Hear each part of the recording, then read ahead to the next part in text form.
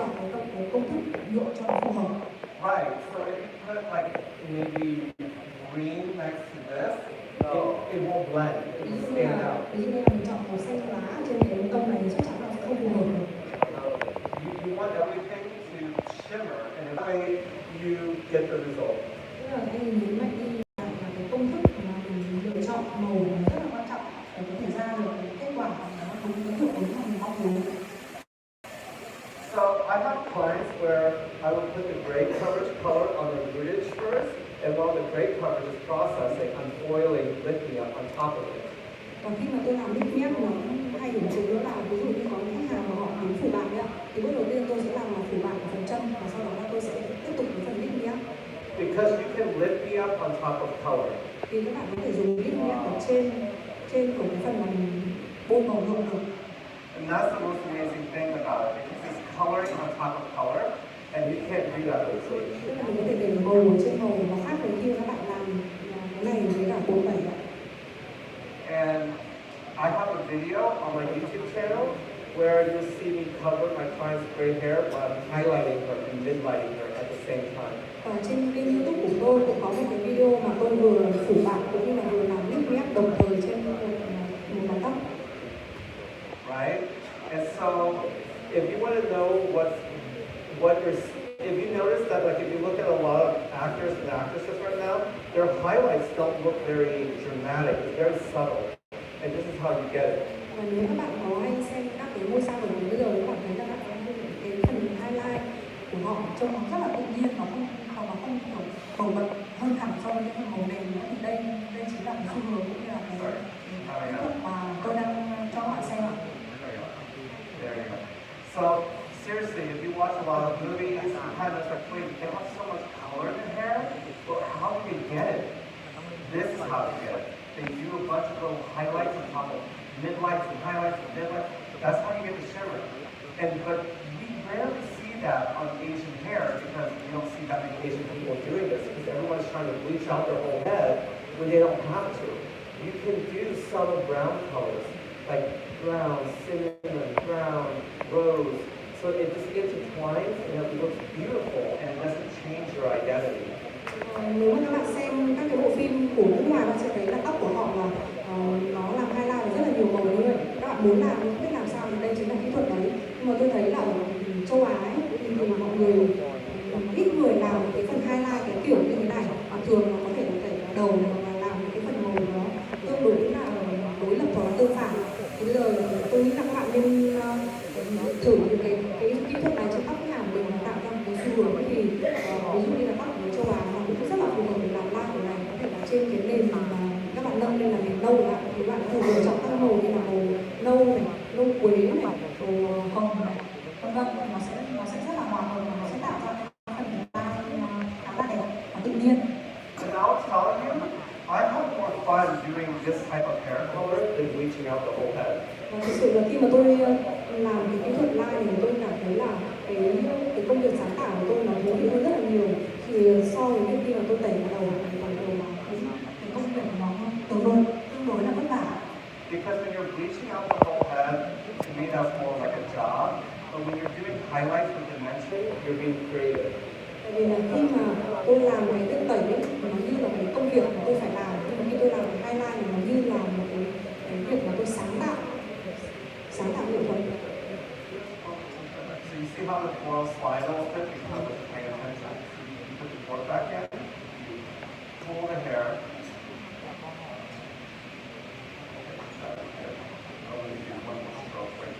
Alright, so yeah, when you're doing something very redundant every day, bleach out, bleach out, bleach out, bleach out, you can be good at it.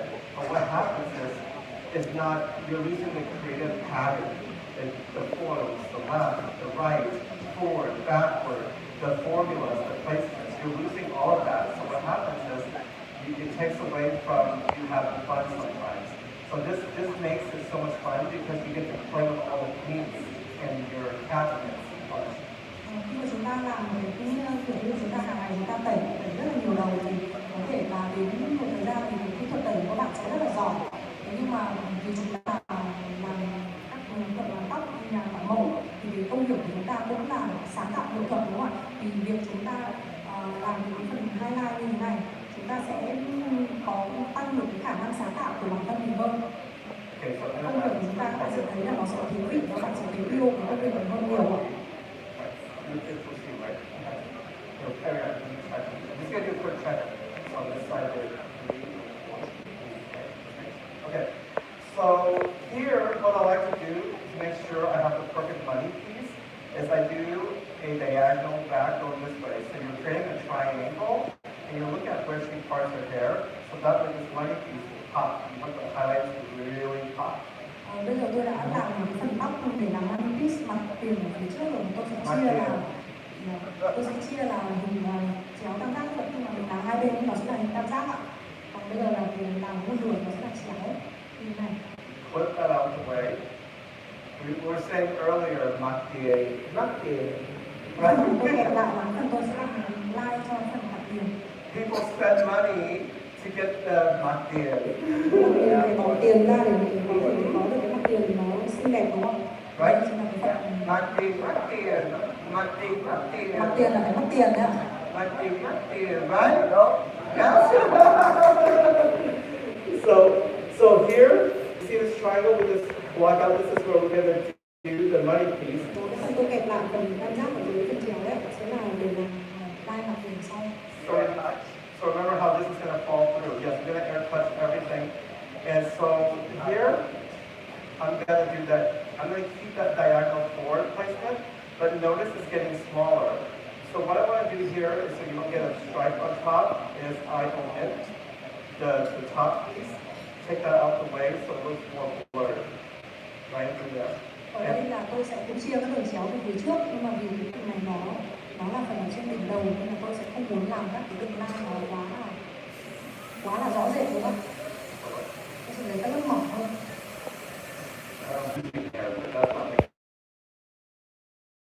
So that way you know that your sectioning, your highlights might be a little bit different to move up the head.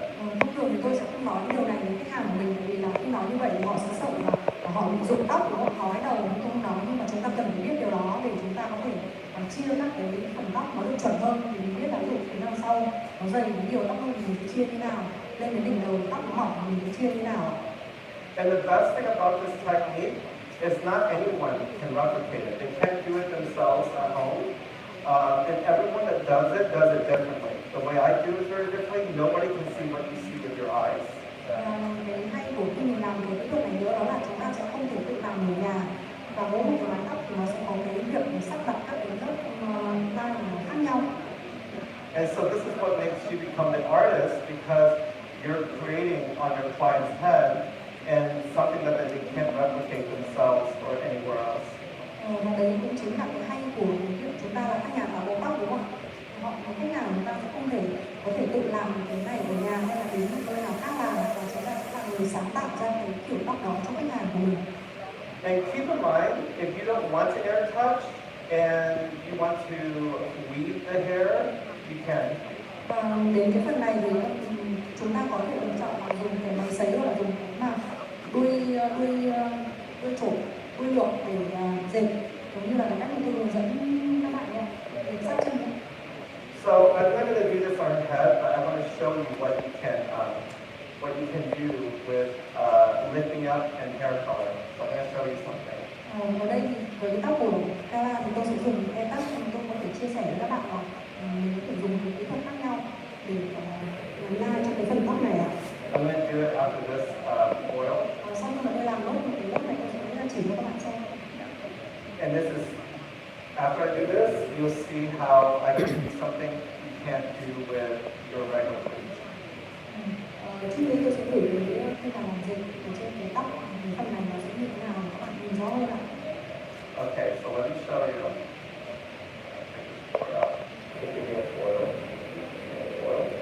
All right, so let's say you want to do a very unique permanent color and you want to melt it into the highlight. Ví dụ như là chúng ta sẽ, phần này chúng ta muốn làm một cái màu nền gì đó đặc biệt, sau đó là nó sẽ chuyển biến sang cái phần làm highlight ở dưới ạ. So let's say you're doing 7 CRC permanent hair color with 10 volume. Ví dụ như là phần nền mình sẽ làm màu CRC là màu oxy vô. You feather the highlight onto the hair. Now you can grab your lifting up. Anh hãy xuống sang cái phần mà anh ấy đang đu. You're lifting up, and then you feather the lifting up into the color. Mình sẽ bôi cái màu nền trước đúng không ạ? Sau đó mình sẽ phẩy cái màu là lift me up với cái Like phần that. đó. You cannot do that with your regular bleach because it destroys the color here and it doesn't blend. It starts to look kind of dirty. Nếu như mà mình làm cái này với cả tẩy thì mình sẽ không làm được cái điều đó. Nhưng mà với lift me up thì mình làm được. Because this is a unique technology, you're able to work in the same family of color and it just melts right in. Tức là mình có thể làm vừa màu và vừa lift me up ở trên cùng một cái lớp giấy bạc được. Right, I'm going to do one more piece here. Tôi sẽ làm thêm một lớp nữa. Because now we're up to the top, you don't want too much, otherwise it takes away. So you also want to take a step back and go, will this be enough? Will this take away from the money piece? And you see how the hair falls, right? Thì bây giờ chúng ta đã gần như đến đỉnh đầu rồi, nên là mình không muốn là các cái phần highlight nó bị lộ, nó lớp trên cùng và nó không có đẹp, nên mình sẽ lấy ra làm giúp là mình nhìn xem là cái phần line đó đã ổn hay chưa, rồi đầu mình làm bước cuối cùng.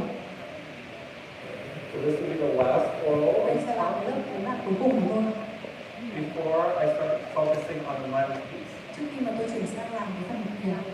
At the end. Okay, so on the MacDan, you only need to have lift me up, you don't need 7 CRC. Và ở cái phần này thì tôi sẽ chỉ làm màu với lift me up thôi, tôi không làm cái màu 7 CRC nữa. I want to see more MacDan on and midlight. Tôi muốn là sau này các bạn sẽ làm nhiều những cái mái tóc với cái money piece này hơn nhé. Okay, can I see more of and you take pictures of your clients and show them? Và chia sẻ lên trên các cái group của tôi để tôi có thể xem nhé. Okay? MacDan. MacDan. Yes. Alright, so this is that last piece here. And also, bend where it's comfortable. Like if it's uncomfortable for you to work in the back, you can work in the front. If it's uncomfortable for you to over-direct, you don't have to over-direct. Cái việc mà chúng ta sẽ kéo tóc về hướng nào nó cũng sẽ phụ thuộc vào và các bạn sẽ phải hướng phía trước hay là phía sau. Có thể over-direct, có thể kéo hết về hoặc là không. Alright, so I want to show you this. Okay. Alright, so I want you to see now. I'm going to get my comb. Tôi sẽ lấy nước và tôi sẽ cập cái mép, cái phần góc chéo cái mép của cái phần dưới bạc mà tôi vừa làm trên đỉnh đầu. Chúng ta sẽ chuyển sang phần phía trước mặt. So you see. Okay, so now we're going to work on her MacDan. Okay, so with her MacDan, I'm going to start with her parietal here. Mình sẽ bắt đầu từ cái phần đường viền. I normally do 3 or 4 back-to-back foils. Thường là cái phần này tôi sẽ làm là chéo nhau là 3 hoặc 4 cái bạc ở mỗi bên. And now I'm 3 hoặc 4 đó. I'm going to use my comb to kind of peel back the foils, just Mình like sẽ so. chéo cái phần dưới bạc ở đây để ngăn cách cái phần phía đằng sau mình làm cái phần mái. A lot of this hair you're seeing here is actually hair from the back. So just ignore this. It's actually hair from the inside. Ở đây sẽ có những phần tóc mà từ phía đằng sau và nếu mình hất sang lại mình sẽ kẹp lại nhé để không lẫn lộn với nhau. Alright, so I'm going to take a little slice going parallel to how her hair is parted. Tôi sẽ chia cái lớp chéo và một cái đường môi chéo song song với đường viền của nó. So you see her hair is shorter here. Now, tóc của cô ấy là phần này nó ngắn hơn đúng không? most of the time I don't like to highlight short hair. Và tôi sẽ không làm thường thì tôi sẽ không làm highlight ở phần tóc ngắn này. But for anyone who wants a money piece that has long hair, this is how you do it. Nhưng mà nếu mà những khách hàng nào mà cái phần này là tóc dài thì các bạn sẽ làm như này. Because there's still short hair inside of short hair. So see, even though the hair is short, now look, we're talking about shorter that hair. So you can still tackle the long hair right behind it. Tức là những cái phần này nếu mà vẫn muốn làm highlight và vẫn muốn làm line thì mình sẽ dùng e touch và để tách ra cái phần ngắn và phần dài ra. And I'm going to get the money piece going. And look how with one swipe, it just penetrates right through everything. Tôi chỉ cần dùng chổi và chải một lần và cái sản phẩm nó sẽ đóng đều ở trên cái lớp tóc này. You cannot do that with bright bleach alone because you work so hard to push to get that color in. Tôi cũng mất quá nhiều lực để chải so với là khi mà tôi dùng tẩy ạ. So yes, really loose. You can drag it back in. Now, you can take this opportunity to do a foil up like this, or you still do the overlay. Ở phần phía trước mặt mình có thể gọn giấy bạc lên hoặc là để phẳng như thế này ạ. I think I did a fold up, right? Ok, em biết mà. So you can do this, or you can do the fold up. So I'll show you. Let me just do the fold up so it anchors on the target. Okay? So if you have a drag down because the hair is too short. So now I'm just going to fold up so it gets the hair out of the face. Mình sẽ đặt lên để cho cái phần giấy bạc nó không bị che vào cái phần mặt của khách. Just like so. Like that. And I like to close the bottom. Tôi sẽ đợi một bên mép để giấy bạc lại. And if you have a situation, you can always put the foil right there. So this is, Có thể dùng cái kẹp để cố định cái phần giấy bạc này lại. it ensures that when you blow dry the hair, it doesn't blow the hair all over the place. Kẹp này nó sẽ giúp cho khi chúng ta dùng máy sấy không bị ảnh hưởng đến cái lớp giấy bạc bên dưới. Proceed to air touch until you do about 3 to 4. Mình tiếp tục để làm các cái lớp tiếp theo với cái độ air touch máy sấy này. Có thể là 3 lớp hoặc là 4 lớp tùy vào cái độ dày mỏng của tóc của cái phần mái này. You can use your stomach or platform, like you see what I'm doing here. Chúng ta có thể ở đây chúng ta có thể là tùy cái phép màu này vào phần ốc của chúng ta như cách tôi đang làm. Có thể giữ cố định cái phần cái bảng màu này. Sometimes what I do is when I use my stomach, you see I have to like go like this. I go like this, so it helps push the morning.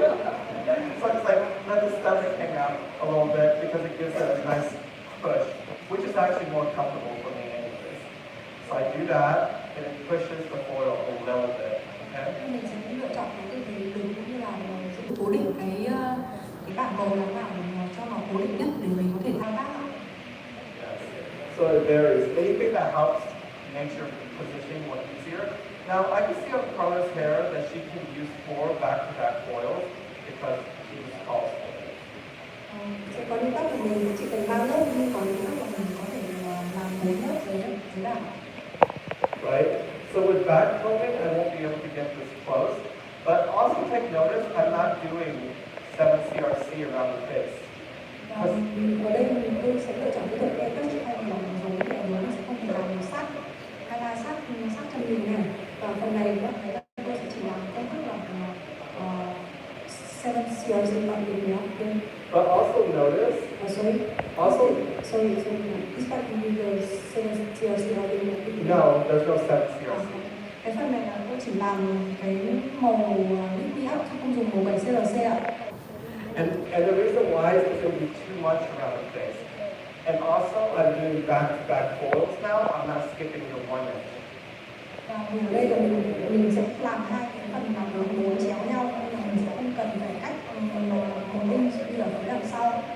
Và vì phần này tôi không có quá nhiều màu cho nên tôi chỉ làm cái midlight thôi, không làm màu 7 CRC. This clip is your best friend right here. Ở đây mình để cái cách gì là nó rất là quan trọng không? Nó giúp cố định phần giấy bạc này, cái phần này làm ở trên nó có bị xây dựng với giấy bạc. Alright, and remember to over direct the hair forward. Và luôn luôn kéo hết tóc từ phía trước. And I'm blowing all that out. Separate. Up, down. There you go. And look how this hair is a lot more thicker. So this is the hair is where the money really counts. Cái phần này thì cái lượng tóc nó nhiều hơn, nó dày hơn rồi. Đây chính là cái phần mà cuối cùng mà khi mà mình làm one piece nó sẽ là phần line. So, you see their hair is a little bit blonder on the tip? I'm going to leave that out like Cái this. phần đuôi tóc của Guy-Tang là nó đã vàng hơn rồi, cho nên là tôi sẽ bỏ phần đuôi ra, tôi sẽ không bôi ạ, không bôi màu ạ. Yeah, no color there, but you can hide it inside of foil if you need to. Để gạt phần đuôi nó ra hoặc từ trong lúc đấy bạn sẽ không bôi màu. In the salon, the number one most asked for hair color is money pieces. Am I not right? All her clients, I need my money piece. All her clients, money piece. All my clients that come in, money, money, money.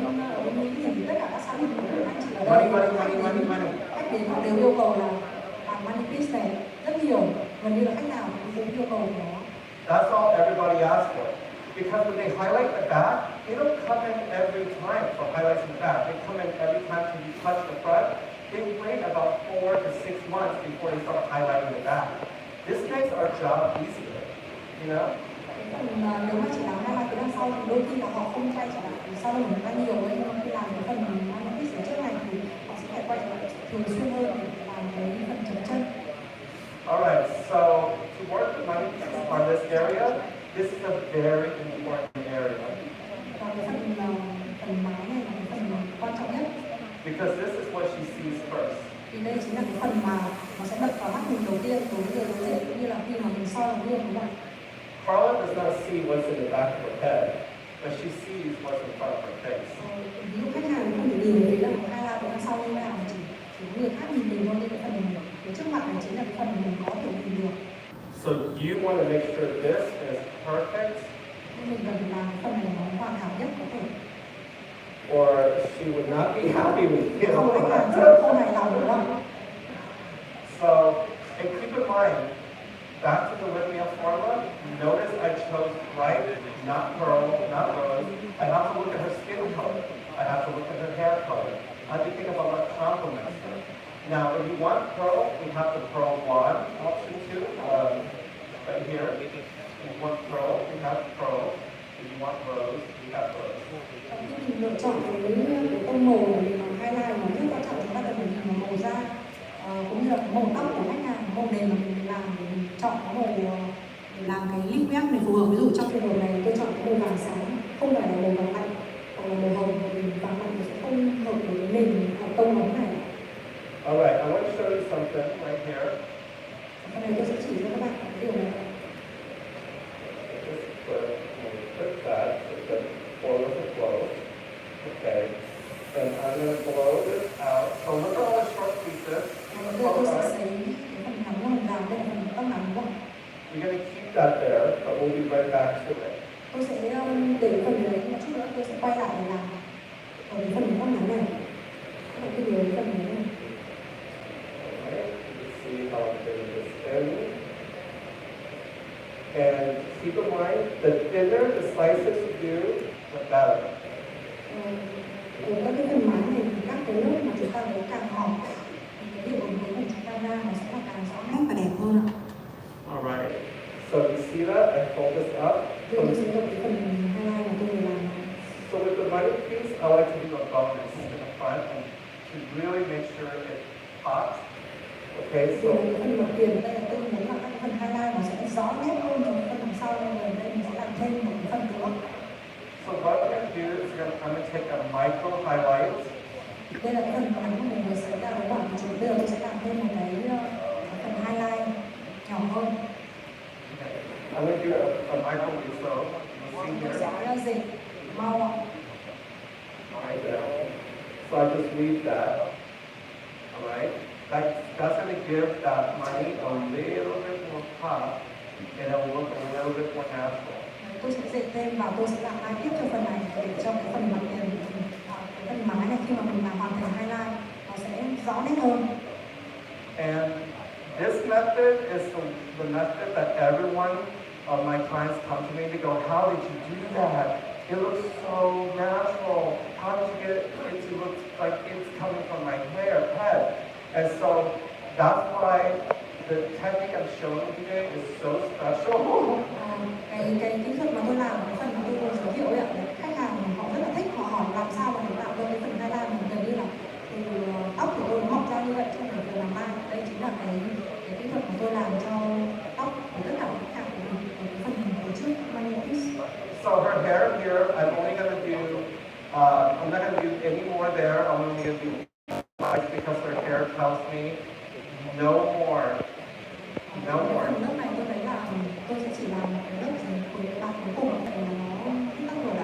because she needs dark hair so the highlights can pop. If you over highlight, then it doesn't look pretty. Less is better sometimes. Mình không cần màu tối để nó phủ lên để trông nó sẽ tự nhiên hơn. Mình làm hai nó nhiều nó dày quá thì nó sẽ không được đẹp. This method has saved my life every single time, and I know it's going to do the same for you.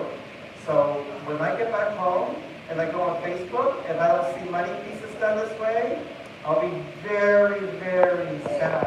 Cái kỹ thuật này nó đã như là kỹ thuật cứu rỗi tôi làm cho cái phần bằng tiền này, và tôi rất hy vọng là các bạn về thử cái kỹ thuật này nó up lên Facebook. Tôi về tôi không thấy ảnh nào up lên, tôi rất là buồn. I want the world to know that we do good hair here in Vietnam too. Tôi muốn là các bạn chia sẻ cho các nhà có của thế giới biết là Việt Nam chúng ta cũng là những cái nhà có tóc rất là giỏi. Yes. Yes. Đúng không ạ? Yes. All right. So now we're going to do base color. Now, Tôi đã hoàn thành các cái phần làm highlight và midlight, và bây giờ chúng ta sẽ chuyển sang làm nhuộm màu nền. So you see that I am done with all of her highlight and midlight. In the front, we did a bead. We did 4 folds of her parietal. We did 3 foils here, but the 1 weave, so you have 4 there. Ở phần phía trước mặt tiền thì là tôi lấy là 4 cái lớp giấy bảng bên dưới, phần trên là 3 lớp giấy bảng cộng với một cái lớp mà dày màu nhá. There's only midlight and in the back and not in the front. Và ở phía đằng trước là mình chỉ làm highlight không làm midlight, còn phía đằng sau là xen kẽ giữa các lớp midlight và highlight. And if you look here, I want you to see, this is the lift me up. Và tôi sẽ cho các bạn xem cái bát màu lift me up. Look how much product I still have. Vẫn còn rất là nhiều. I mixed one whole mixture and I still have more to do the other side if I wanted to. That's why this actually saves you a lot of money in the salon because one bottle goes a long way. Một cái chai nhỏ như vậy thôi nhưng mà nó sẽ làm được rất là nhiều, và nó sẽ giúp bạn không chỉ là tiết kiệm được thời gian mà nó tiết kiệm được cái tiền, cái chi phí mà các bạn bỏ ra để làm nữa. Look at this. Okay. Here, hold this. Đây là cái chai lift me up màu đấy. That's a new box. But hold this one. Đây là cái chai mới nhá, cái chai mới đây. No. Đây là cái chai dùng rồi này. And that's why I didn't use that much color. Nó dùng rất là ít đúng không ạ? I only used 14 grams and I 14 finished. gram thôi, cái chai này nó sẽ là 59. One bottle lasts throughout the whole entire head. So, I mean, Chỉ cần 14 gram này thôi mà có thể làm cho cả đầu được. only 14 grams, and I finished all of it. If her hair is shorter, so easy. So you see, I still have more color in my bowl. Trong bát đúng màu. Look at this bottle. I only use 14 grams. Và cái chai dầu thì tôi chỉ dùng 14 gram thôi. And that's why this product will not only save you money, save you time, help you be creative, and make you have more fun in the salon. I Cái mean, chai này come nó on. giúp bạn tiết kiệm tiền này, tiết kiệm thời gian này. Cái công việc của mình sẽ thú vị hơn và bạn sẽ sáng tạo hơn trong cái công việc của mình. And also the message behind lifting up is very powerful. So it's not just it lifts the hair up, but it's about lifting up your spirit. It's about being happy. It's about having fun doing what we do. It's that when we have sad days, we always remember how much we love what we do. That's what lifting up's about. It's about believing in yourself. Cái lift me up thực ra nó là hãy nâng tôi lên, thì cái sản phẩm này không chỉ là cái sản phẩm giúp nâng tông mà còn nó như là để nâng bản thân mình lên. Khi mà chúng ta muốn nâng tinh thần lên cho những ngày chúng ta mệt mỏi, ta không biết sáng tạo như nào, thì cái sản phẩm này nó ý nghĩa của nó khi mà tôi đặt tên sản phẩm này là như vậy. So Thúc đẩy tinh thần mình lên cao. what I always do on my phone is I write formulas down.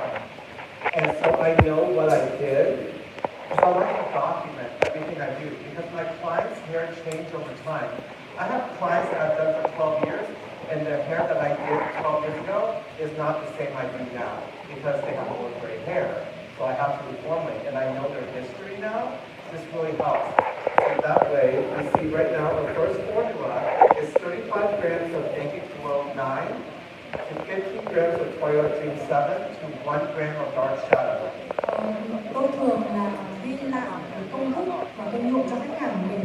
Tại vì với khách hàng mà tôi đã làm 12 năm hay là 10 năm rất là lâu thì cái công thức của họ sẽ thay đổi, cần lưu lại và tôi biết được cái lịch sử làm màu tóc như nào để mình có thể thể điều chỉnh sau khi mà khách hàng quay lại thì có thể khách hàng bình thường thủ đoạn đúng không ạ?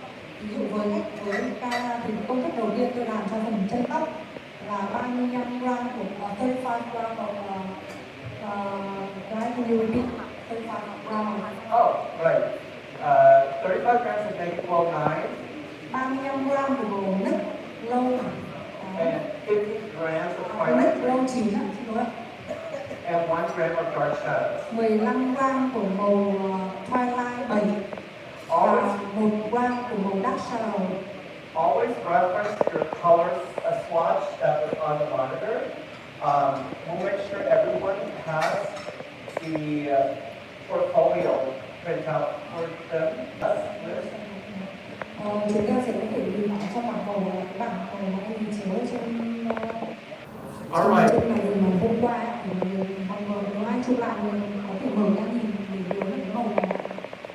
So Naked Glow 9 has a gold blush beige tone to Cái it. màu nứt lâu chín là cái màu vàng phớt hồng. And then Twilight Dream has a brown gold base to it. Twilight 7 là cái màu nâu vàng. And then Dark Shadows has a charcoal gray base at level 5. Còn cái màu dark shadow nó là cái màu than ghi ở trên level 5. I only put 1 gram of dark shadows because I don't want to take a hair color. I just want to make sure Và that tôi chỉ dùng là 1 gram của dark shadow, tôi không muốn một phần chân này nó quá là tối. I want to make sure that her scalp doesn't have hot roots. Và cái 1 gram này nó chỉ có vai trò là giúp cái phần chân nó không bị rừng. Alright, so this formula is only on her routage. Và đây là cái công thức mà tôi sẽ nhuộm cho phần chân tóc ạ. Alright, time to put on the hand contents. Yes, Liz, say it. It's okay. Bây giờ là lúc mình đeo cái hand là tay đúng không ạ? Condom. Yeah. Cái tay mình đeo cái tay ạ. What is this? You got a condom bag. Oh yeah, this is the size you wear? Oh, he's a big 9, I see. He's a wild one. Okay, so right now we're gonna put this on her routage only. So we get the brush. I want you to see how we're gonna work down the head and up the head. Bây giờ tôi sẽ nhuộm cái chân tóc. Mình chân tóc. I made a funny without knowing it. What's wrong with this tray? Oh my. Ooh, I'm gonna. Oh, this is scary. Okay. Okay, this is a situation. Okay, pull one right here. All right. So you want to hit this only on the routage area. Mình sẽ chỉ nhuộm cho phần chân tóc. And again, this is only 10 volume. Và oxy tôi pha ở trong cái công thức này là oxy 10V ạ. What I find is that we get too excited with our developers. We always think you have to use 20, you know? No, sometimes 10 is all you need. Đôi khi thì chỉ cần 10V là đã đủ rồi. Không nhất thiết là phải 20 hay 30V đâu ạ. Alright, and I like to fold 1 page at a time. Và khi mà tôi sắp xếp các cái lớp giấy bạc này nó như là các trang sách gọn gàng như này là tôi sẽ lật rất là dễ dàng, thao tác rất là dễ dàng. Another thing I like to do to blend is sometimes I do that. Và để có thể hòa trộn cho cái phần mà màu nền và phần chân tóc là cái màu mà nhít nhác, tôi có thể mở cái mép giấy bạc ra một chút và bôi thêm một chút cái màu nền này vào cái phần nhít nhác mà mình đã làm. Because you give an inch space in between, it penetrates through so easily as you fold the pages. Và vì là mình sắp xếp các lớp giấy bạc này nó rất là gọn gàng, đúng không ạ, thành từng lớp, thì giờ mình thao tác cũng rất là dễ mình đặt lên. So take a look here. This is optional. You don't have to do this, but if you want to make it blend with the highlight, go like this. Tức là mình có thể lựa chọn mà mình có muốn là cái phần màu nền và phần chân tóc này nó có sự liên kết với cả cái phần làm line không, mình có thể lật cái lớp giấy bạc ra để làm bôi thêm phần mép hoặc là không cũng được ạ. You see how I only have to, this whole section I slip up, and the color penetrates through because the Guy-Tang identity color that I created for you has such a great consistency that you don't have to work so hard, so you can have more fun. It just penetrates. Cái hỗn hợp mà tôi pha này các bạn biết, nếu mà làm màu đen thì các bạn sẽ thấy là nó rất là mịn.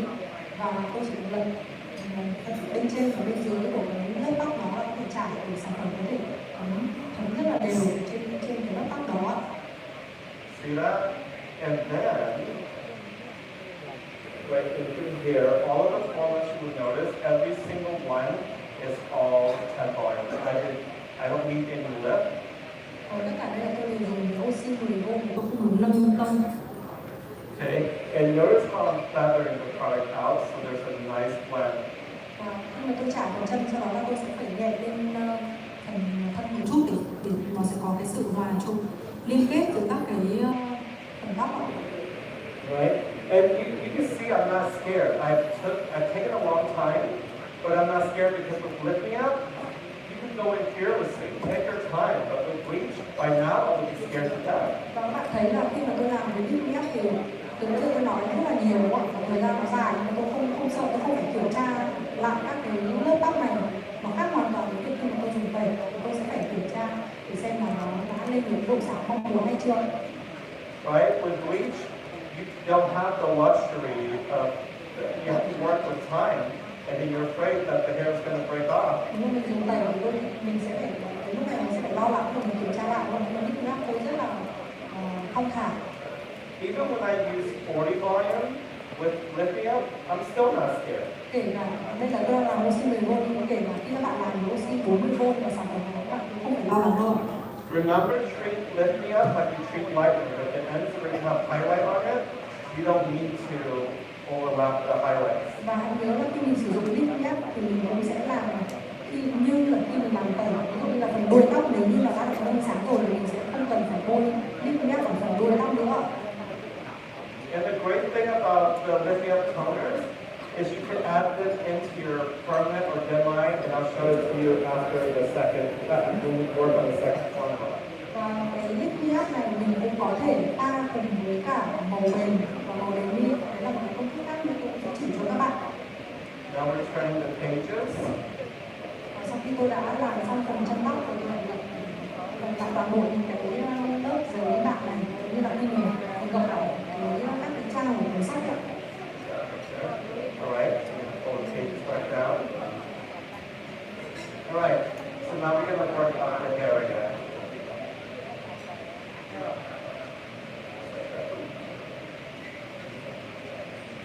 All right. Do you have any questions so far? Mọi người có câu hỏi gì không ạ? Now, you see how we have an opening here? I'm going to peel that back. Peel that back so you get the inside. Okay. This is the far corner. Because remember, you don't always have to highlight all the way down to each section. That's why you see we do a couple spacing. Yes, please. Em muốn hỏi là màu lip ép thường thì người ta làm xinh đẹp, màu tông màu lạ, tông màu ấm thì em làm lip ép. Yes. No, what was the question?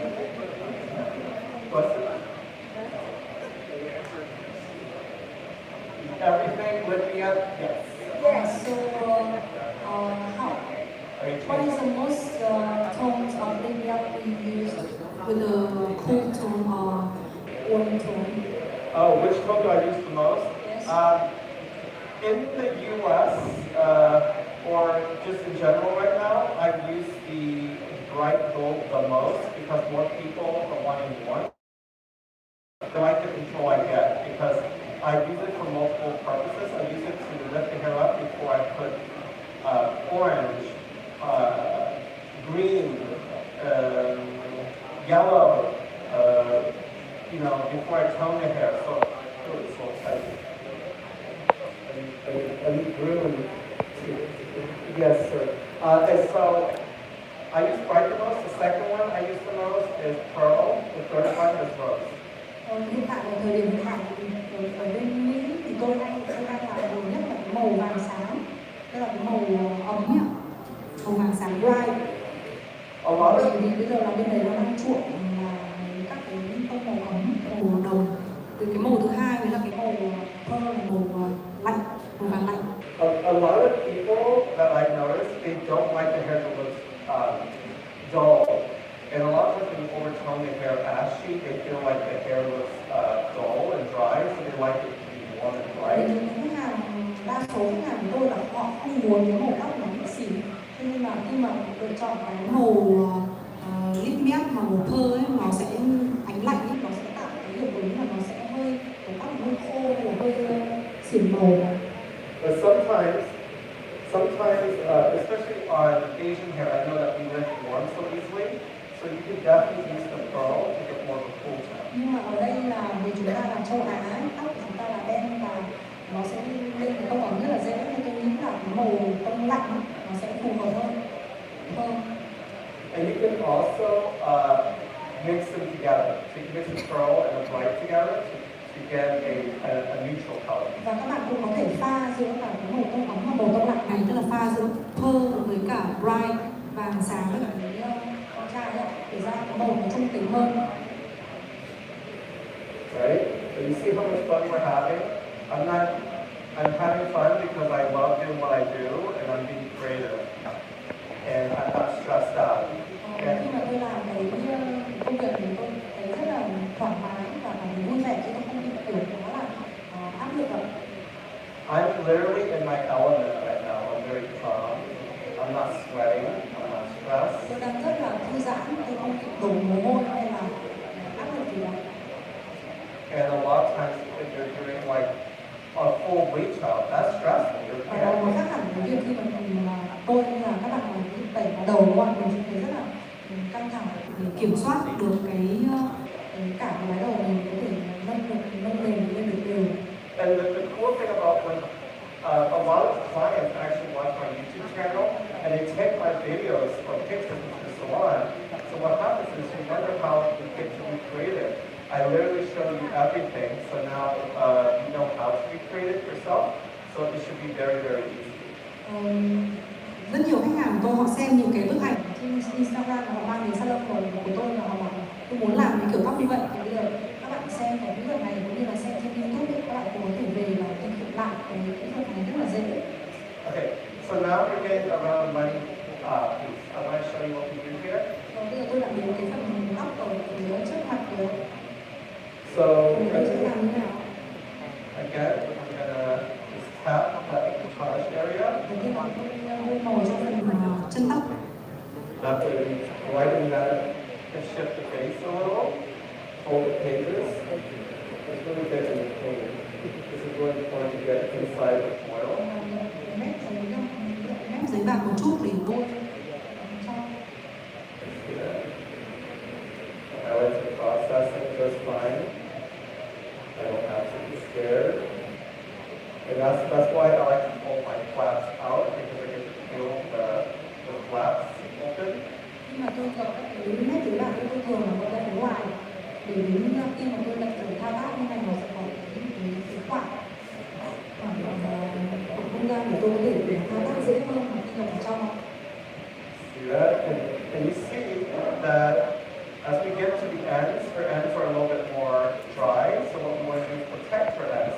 We add collagen powder into that formula, we add hightlight into that formula, and we're all good.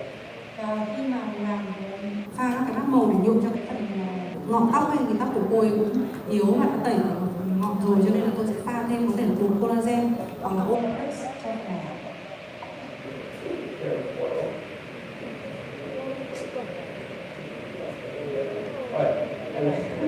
Okay, so we hold that back there, and I just keep pulling the hair back like so with the first formula, and then Amanya's going to mix that formula too. Tôi đã đến các cái bát cuối cùng rồi và bây giờ sẽ pha đến công thức cái bát thứ hai để nhuộm cho phần thân tóc. So the formula 2 is designed on the mid shaft, so that way when we mix that color, it looks more vibrant and brighter. So in contrast, the root area looks a little bit more muted. Cái phần công thức thứ hai trong cái phần chân tóc này tôi sẽ pha phần thân tóc này nó sẽ màu nó sẽ sáng hơn so với phần chân tóc. And that's why you always see me mix more than one formula, because you never want the scalp to glow hot, because then it looks cheap. Cái phần chân tóc mình muốn nó sẽ sậm hơn đúng không? Không mình gặp cái tình trạng nó bị dừng chân trông nó sẽ không được đẹp. And then give me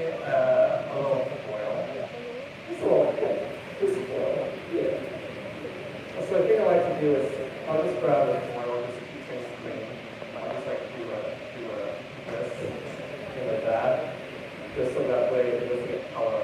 Sau khi mà trải đến các cái phần cuối cùng, tôi dùng dưới bạc tôi che như này để trông nó gọn gàng và không bị dính cái màu ra mặt của khách. So we can like go Sau đó like lại this. dần làm cái lớp để mình chuyển sang nhuộm cho cái phần thân tóc. Yeah, that helps a lot just to create a nice shield. So formula 2 Công thức thứ hai mà đưa ra ở phần thân tóc là is 55 grams of Mexico 9, 55 gram của màu nếp lâu chín, cái màu là vàng hồng phớt, and then 5 grams of 7 CRC, 5 gram của màu 7 CRC là màu đồng, and only 2 grams of Twilight Dream 7. và 2 gram của màu Twilight 7 là cái màu vàng nâu. So right now you're seeing me use more of the 9 naked, so it's lighter. And then I introduced the 7 CRC in because I don't want the CRC to be on the roots. I only want the CRC to be on the mid, so it looks more brighter. Đến cái phần này thì tỷ lệ của cái phần màu vàng hồng nó sẽ nhiều hơn, và tôi muốn mix thêm với cả cái màu 7 CRC là màu đồng, vì tôi muốn cái phần thân tóc này nó được sáng hơn ạ. So what I like to do at this point is really just fold the papers over. Bây giờ chúng ta sẽ lại đặt các cái lớp mà chúng ta làm như là những cái trang sách, và chúng ta sẽ bắt đầu dùng cho phần thân tóc. It's easier to start at the bottom than Mình sẽ start, bắt đầu từ phía đằng sau trước. so that way we can work our way up. So I'm going to just fold the Tức là papers phần đầu lên. up. Yeah. Well, it's very different because if the hair is long or short, then you can, the hair is shorter, you can charge more. If the hair is less, you can charge less. It also depends on the area. Like in LA, life is very expensive in LA, and New York is very expensive too. So you have to charge more for like you have to pay $25 to park in West Hollywood. So it's not easy. So that's why it's like I don't want to say, oh, $500 or $900 or $1,000 because it depends on the hair and location based on like many factors. Chị hỏi là với giá tiền bao nhiêu cho cái kiểu tóc này, nhưng mà sẽ phụ thuộc vào nhiều cái giá, cái mức giá mà chúng ta sống ở cái khu vực đó. Ví dụ như là cái nơi tôi sống thì phải trả $25 cho cái tiền gửi xe để đến được, tức là nó sẽ phụ thuộc vào rất là nhiều yếu tố để có thể định giá được ạ. A lot of people pay to look natural. Rất là nhiều người sẽ bỏ tiền ra để họ muốn kiểu tóc của họ tự nhiên nhất có thể. You'd be surprised that more people pay to look natural than they pay to look artificial.